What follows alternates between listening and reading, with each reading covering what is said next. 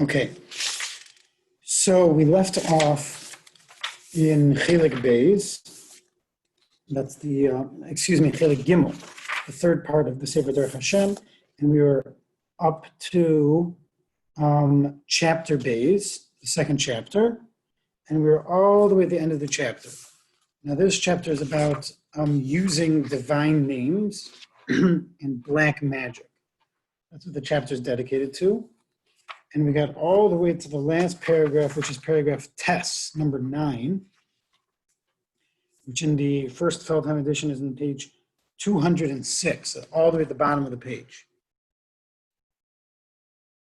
So just to recap, what we've been discussing before, earlier in this chapter, is the Ramchal did a fascinating job of describing that both of these concepts are really part of a much bigger picture. That HaKadosh Baruch Hu set up an entire hierarchy where the physical world is connected to the spiritual world. As we discussed, that there are angels that he appointed as officials, so to speak, that oversee each of the different elements of Hashem's creation. And there's a hierarchy. HaKadosh Baruch Hu issues a certain ratzon, a certain desire, if you will, and then that makes its way down to the next level, and then the next level, and the next level, all the way until eventually it manifests itself in the physical realm. So that's the kind of the flow of Hashem's shefa, Hashem's influence, all the way down to this world. The thing that was unique to this chapter, that was really an idea that the Ramchal has been building all the way through the entire book. But what he introduces in this chapter is that HaKadosh Baruch Hu makes himself known to the world through different names. And those names are not simply mere labels, but they are deeply connected to HaKadosh Baruch Hu and to his essence. And each unique name of Hashem corresponds to a certain shefa, a certain influence. It's one of those channels that HaKadosh Baruch Hu has created through which he runs the world. And not only are those names associated with those different hashpa'os, those different influences of HaKadosh Baruch Hu, but they indeed are connected. And through saying those names, those channels can be influenced. They can be intensified, they can be weakened, etc. And someone who knows how to use those names properly can even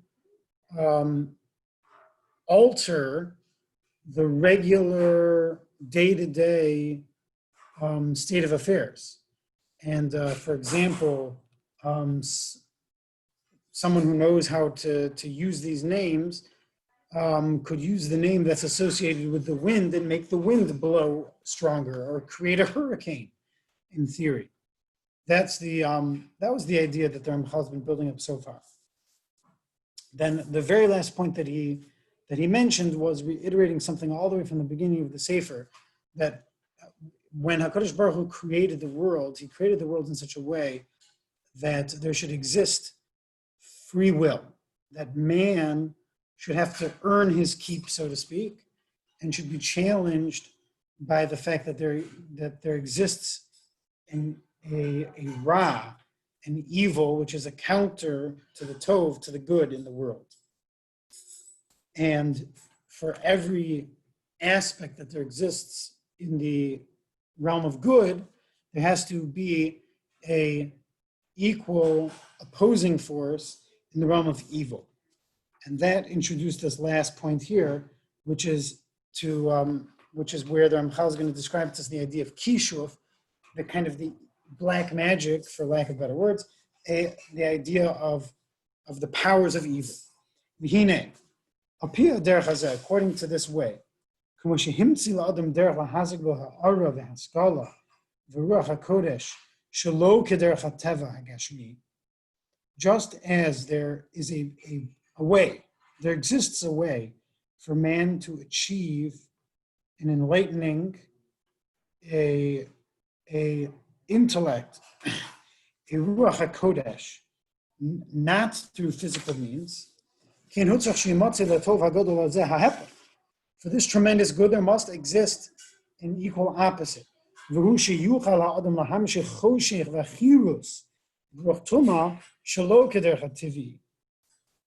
That a person should be able to draw down a darkness, a clouding, a impure spirit through a supernatural means.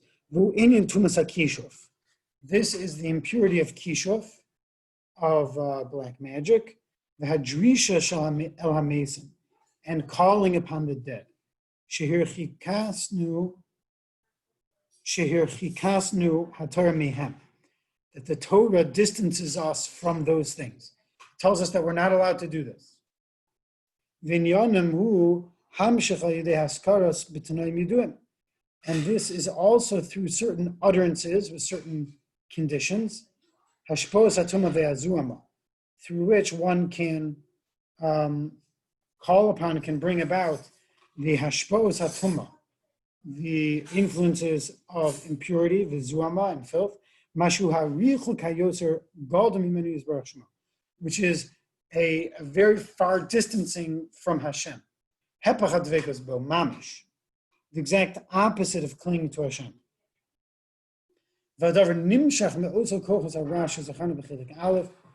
This is something which is drawn through those powers of evil that we mentioned earlier on, Perikei,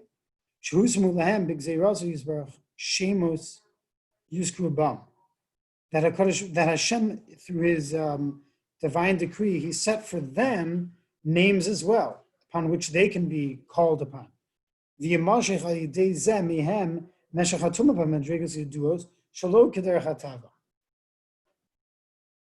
Okay, so HaKadosh Baruch Hu created forces of evil in the world, and to mirror the forces of good, HaKadosh Baruch Hu created certain utterances through which man can access those forces of evil and can draw them down and can even perform supernatural acts through accessing them, exactly mirroring the good.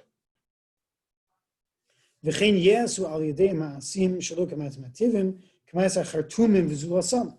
is how actions can be done that are supernatural, like the actions of the chartumim, of the sorcerers, like the sorcerers of Paro in the Torah.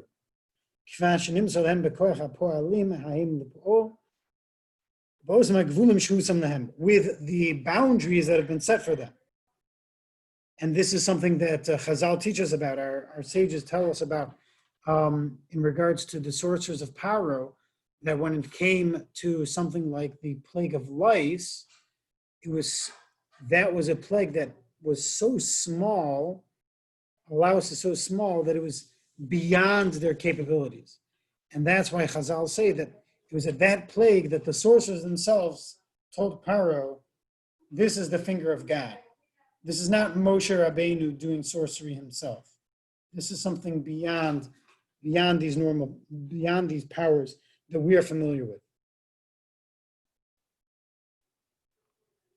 Okay, continuing. Through the shadim, through these demons, these spiritual beings that we've discussed, they could also perform deeds. According to what has been given over them to be able to do. And with their unique boundaries. Those shadim also are only able to do certain things. So this mirrors on the side of the good, influencing the angels, those appointed angels that are appointed over different aspects of the creation of the world. A person can influence those angels and can dictate to them if someone knows the names of Hashem and certain utterances to which they are linked and they are limited. According to that measure that they are able to act Gozer Adon Baruch Hu she'idorchu mipneihem pekidei hateva machzikim inyonei ha'olam amatzavan tivi. According to that measure, they are able, through their black magic, through these different means, to push aside these pekidim, these officers, which is referring to those angels who have been set over maintaining the physical realm. And to push away all these angels, that they bring down that hashpa, that influence of Hashem, according to the order that has been established. This, one second, let me just pause here for 1 second. I just need to do something for 1 second. Okay, so now here's a really interesting insight from the Ramchal, which is really, he's just drawing this directly from the Gemara, but his interpretation of the Gemara is really interesting. This is what Chazal refer to when they say kshafim, which is the word for magic. Shemachishim pamalya shamayla.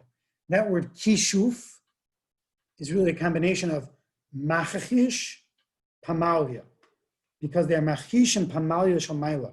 They disrupt the heavenly kingdom, the heavenly order.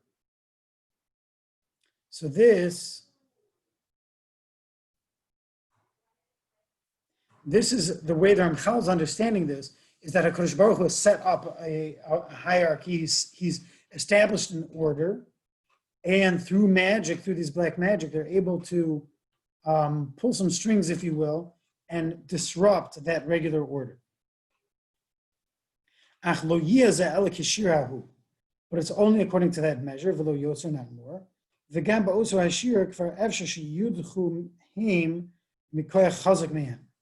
It's also possible that according to that measure, they might be pushed away by an even stronger force. And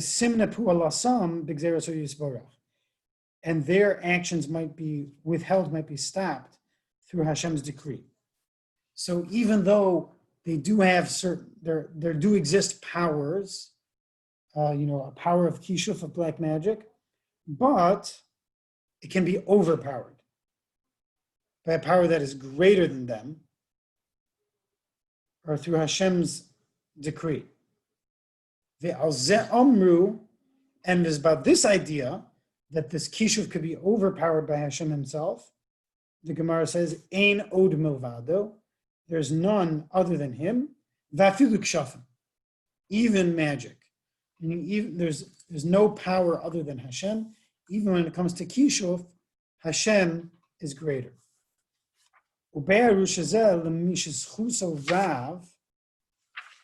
They, meaning our sages, explain this is for someone who has very great merits, min hashamayim. Therefore, shemin hashamayim yatziluhu, that min hashamayim, from heaven he will be saved. V'yitchu es harotzim lahara lo, and they'll push away those who want to do evil to him. V'umasha amru, this is what Chazal referred to when they say, Shiny Rebbe Chanina the Nefish Zechuse. Rebbe Chanina, meaning Rebbe Chanina ben Dosa, he was unique, the Nefish Zechuse, he had very great merits. So this whole, back in these 2 points that the Ramchal just made, is really a Gemara in Chulin. I'll read to you this Gemara. It's a short Gemara, but it's very fascinating. And again, what I want to point out, which is something that I find to be really interesting, is that the Ramchal seems to be interpreting the Gemara differently than Rashi. Peekaboo. Peekaboo, okay. Welcome, Achihud. Great to have you. Are you joining us all the way from New York?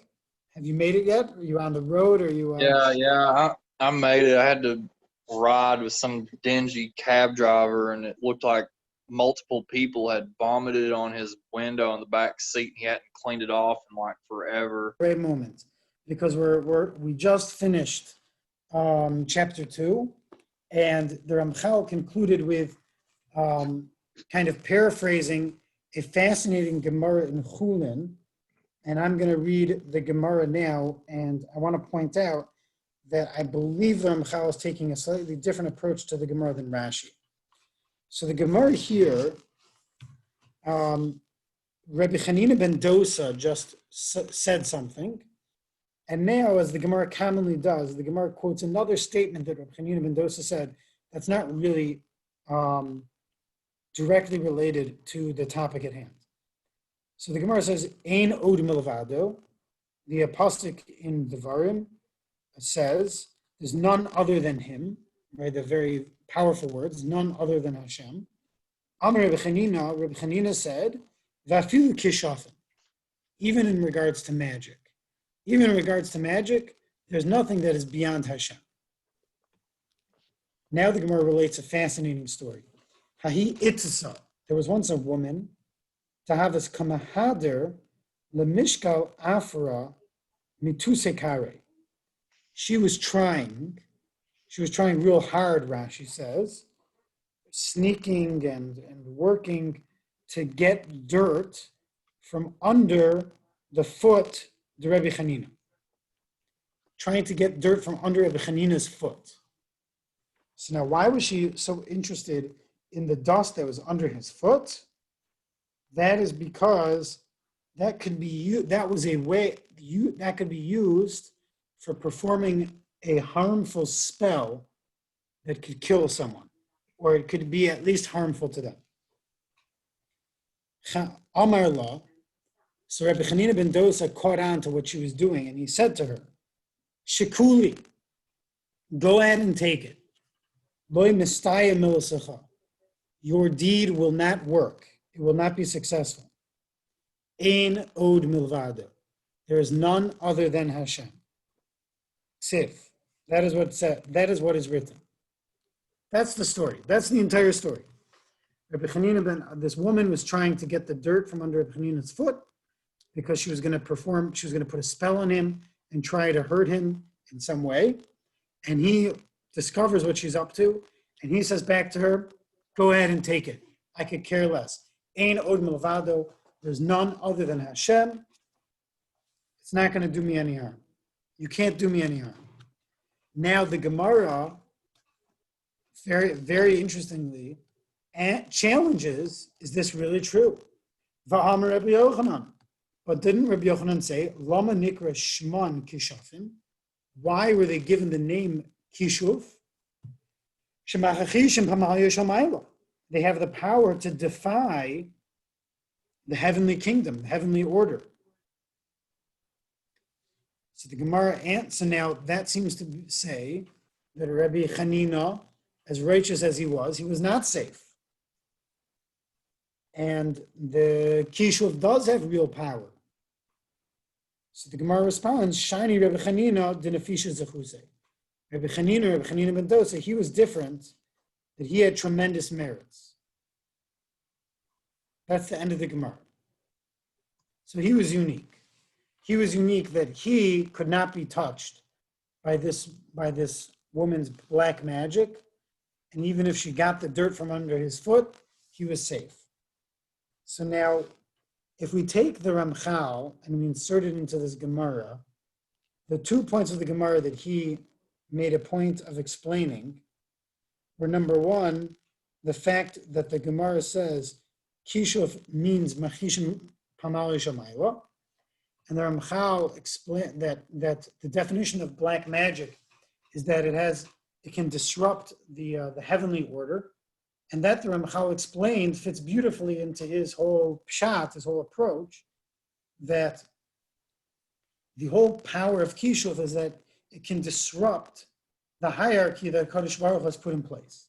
And that fits very nicely with these words of Machishim Pamali Shamayla. But then he explains that what is this idea of Ein Od Milvado, that there is none other than Hashem, that Hashem is the ultimate power. That means that even though Kishuf does have a certain power, but that does not mean to say that it cannot be stopped, and that does not mean to say that there is not a power greater than it. And what would that be an example? What would be an example of that? That would be HaKadosh Baruch Hu himself. HaKadosh Baruch Hu himself can say, You want to mess with my Rebbe Chanina ben Dosa, my great tzaddik who has such nafish zechusei, he has such tremendous merits? No way, Jose, not happening. I don't care how good you are with your black magic and how connected you are to the powers of Tuma and all of that. I'm not going to let it happen. That's the idea that the Gemara is saying, according to the Ramchal. Now, if we take a look at Rashi, I think we might see a slightly different shot. Rashi says, when it comes to kishafim, Rashi says, Nutrikun, Machishim Pamal Shomayla, Shlo Gozu al Mzel Lamos, who makes Alidei Kishafim. Rashi says a very interesting idea. That what does the Gemara mean? That what the Gemara means is it can defy the heavenly order. What that means is you could have a person that it was not decreed upon him that he's supposed to die yet. Who makes alidei kishafim. But nonetheless, he will die as a result of black magic. So now this is a very, very interesting Rashi, which raises some very powerful questions that are beyond the scope of our class right now. But just to touch on it, essentially what Rashi is saying is that it's possible that a person's time has not yet come. Hashem did not decree that this person is ready to die yet. But through kishuf, through black magic, the person could die before his time.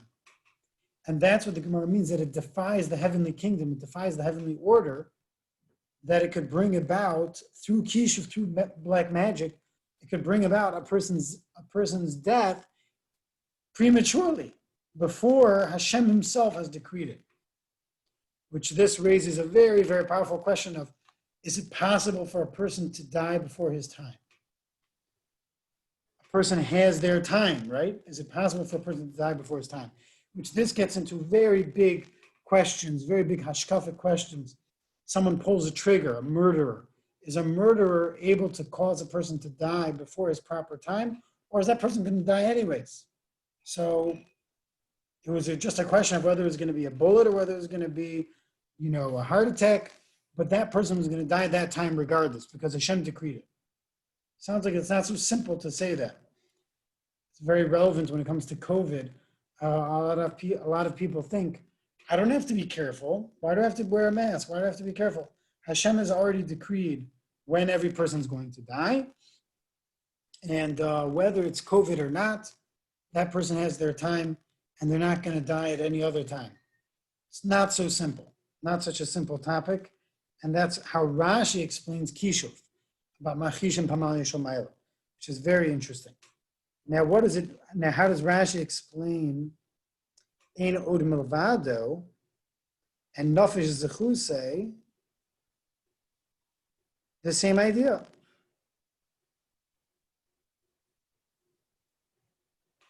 That there are certain people, certain righteous people, that they have such great merits that Hashem will not allow interference, will not allow them to be harmed, not allow them to die before their proper time. That's Rashi's approach to the Gemara. So I'm not sure. It could be that the Ramchal has a slightly different approach in terms of this detail. But either way, I think that's a fascinating idea. Okay, so this concludes the second parak, the second chapter of the third part of the Derech Hashem. So now we can begin the third chapter. And the third chapter really gets us onto a mini-series within the Sefer Derech Hashem. Parak Gimel is B'inyan Ruach HaKodesh v'Hanevuah. The idea of Ruach HaKodesh, a divine inspiration, and Nevuah, a prophecy. This chapter, he explains what it is. The next chapter is entitled B'mikrei HaNevuah, a prophetic experience, which would be the chapter dedicated to how it happens.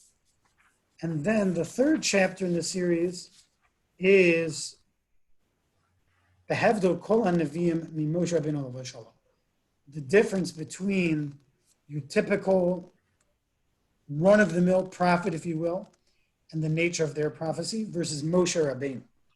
The prophet Moshe, who was unique in his status, and who the difference between him and the nature of his prophecy. But as an end note from the previous discussion of Kishuf, of black magic, something I forgot to mention just before we launch into Ruach HaKodesh and Nevuah, there is a debate, a very significant debate, about whether Kishuf is real at all, whether there is real power, whether black magic is something real. And it's very clear from the Ramchal, from Rav Moshe Chaim Luzzatto, from the Derech Hashem, that there is real power out there of Kishuf that can be accessed by people who understand how it works and understand the intricacies of connecting to those kochos hatuma, those powers of impurity and powers of evil that HaKadosh Baruch Hu has put into creation, which I'm skeptical that there's anyone alive today that really understands that. Certainly, those people that do their satanic worships, mumbo jumbo, are not likely that they really know what they're talking about and are really connecting to anything real that we are referring to here. But I just want to mention, for the record, that there is significant debate on this topic. The Rambam is famous for writing in a number of places that he doesn't believe in the whole thing, and that he is of the opinion that there's no such thing as Kishuf. There is no such power at all. It's not real. It does not exist. It is all 100% sleight of hand, illusions, no real power at all. And even though there are many, many episodes, sources, stories that indicate that there is real power to it, he writes them all off as either metaphors or descriptions of some type of sleight of hands that occurred, some magician that was able to fool someone. That's the Rambam's position, that none of this is real. The majority of, I don't know what to call them, authorities, the majority of other opinions take issue with this Rambam. Many contemporaries to the Rambam were very upset about this position that the Rambam took. And they say that, Chas v'shalom, how dare you write off all of these sources, many Gemaras, many Psukim that seem to imply that there is real power to these things, to black magic. And they therefore took issue with this Rambam. Many of them wrote very strong language against the Rambam, accusing him of being under the influence of the philosophers, the non-Jewish philosophers. Be that as it may, I just wanted to take this opportunity to include this little sidebar that this point is a point of debate, and it is clear in the Ramchal that there is real power to it. So I just wanted to put that you can add the Ramchal to the list of opinions who oppose the Rambam and say that there is real power to Kishuf. Okay, it's already after 9 o'clock, so let's just make a haschala, just start off this chapter 3. Hine, Hashem has set into the nature of mankind,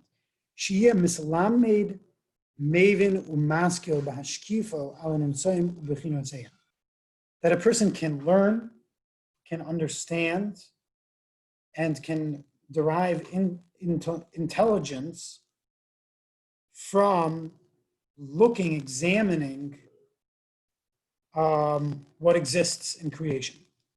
וממה שמסגל לפניו יסבונן וידרוש as she'enu מסגל. Through what he is revealed to him, he can understand and he can delve into that which is not revealed to him. Ad she'asigehu v'ya'amod alav. Until he can grasp it and he can understand it. V'zeu derech haskala hativis. This is what we would call the natural intellect. And this is perhaps what we would call scientific knowledge. You take something and you extrapolate from what you see and what you examine, and you can understand all types of deep levels of understanding that go far beyond the observation itself. Omnam, however, Od Gazar, he further decreed, there should be a level of intellect which is far beyond this. Vihi haskala hanishpa'as. This is the intellect which is through influence, through enlightenment. It is not studied, it is not earned, it is bestowed. There is an enlightenment which is bestowed upon him from Hashem through whatever means that are prepared for him. When this shefa, when this influence reaches his seichel, his mind, yukbo yedias inyunma. It is set in him a certain knowledge, beveirur, with a clarity, bevilti safek, with no doubts at all. Uvevilti toes, with no mistake. V'yeda adavar b'shleimus, he knows this matter completely. Sibosav v'toldosav, its causes and its effects. Kol davar b'madrigaso, all of it in all of its levels. V'inyan zenikra ruach hakodesh. This is what is known as ruach hakodesh, divine inspiration, a divine spirit. So essentially, it's a different channel of knowledge, as opposed to what we would call scientific knowledge, which is achieved through observation and through study and through the human mind and what that avails to us through mathematics and through different tools that we have at our disposal, and understanding one thing from another, extrapolating further and further. There's an entirely different avenue for knowledge, and that is called Ruach HaKodesh, which Hashem himself bestows upon the person. He just drops it down into that person's mind. And this is the nature of this knowledge, is without all of the questions and all the doubts that exist when we achieve knowledge through the physical, the kind of natural means. Okay, V'hine, let's do just one bit more. V'hine b'derech zeh yasig inyanim mashe begeder ha'askola ha'tivis. One can receive knowledge through this means, which is physical, which is knowledge about the physical realm, knowledge about nature, the natural realm. Just with greater clarity than otherwise. However, Ruach HaKodesh also allows a person to achieve knowledge of certain matters, which through the physical intellect, they would not be able to be achieved.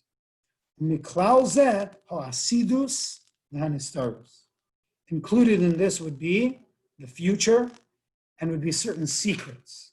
certain secret knowledge. So Ruach HaKodesh is what defines Ruach HaKodesh, writes the Ramchal, is the source of knowledge.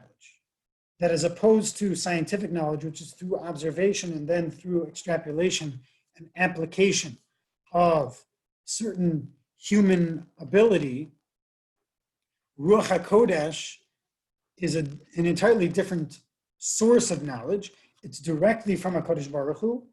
It's an enlightenment that's bestowed upon man.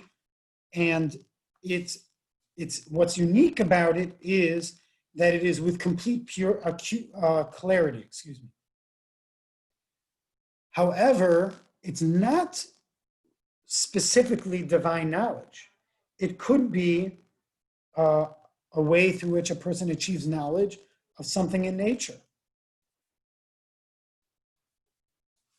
But it is also a way to achieve knowledge which is not knowledge of things that exist in the natural realm, but things that cannot be achieved through science. And that would be, for example, knowledge of the future and knowledge of certain hidden things. Shulam Chal does not explain what that means, but that would mean what's clear from the flow of the Ramchal is that he means things that are beyond science. Perhaps you would call them supernatural. Knowledge of those types of knowledge of those areas can be achieved only through Ruach HaKodesh. Okay, let's hold it here. The Ramchal is going to continue to explain Ruach HaKodesh a little bit more, and then he's going to move on to Nevuah, prophecy, and compare those two. So that is where we will pick up next week in Derech Hashem at the same time. Thank you for joining, and I wish you both a wonderful night. Shkoyach.